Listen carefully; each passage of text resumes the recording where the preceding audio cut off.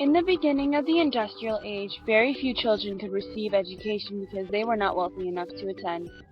Even then, schooling was very minimal because teachers hadn't had much experience themselves. The most common reason why children couldn't receive education was because they had to work, whether that was on a farm or in their parents' shop, even if their job was begging on the streets. Sometimes they couldn't go to school because they didn't have enough clothing. Then late in the 1800s, more children were in class, and quality of elementary education improved as teachers were beginning to get trained.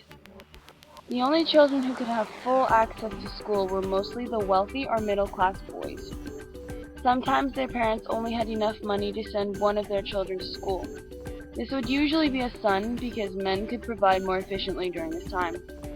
When girls were sent to school, it was primarily so they could marry well and become better wives or mothers.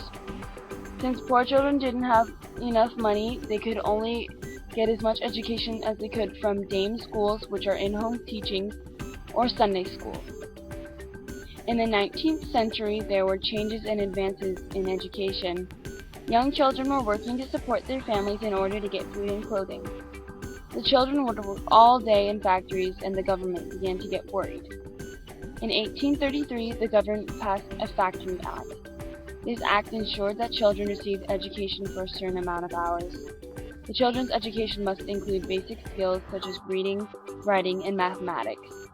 The Factory Act made certain that children get 2 hours of schooling each day. It also ensured that ages 9 to 13 could not work more than 9 hours a day, and ages 13 to 18 could not work more than 12 hours a day. As the years went on, the number of hours in school increased.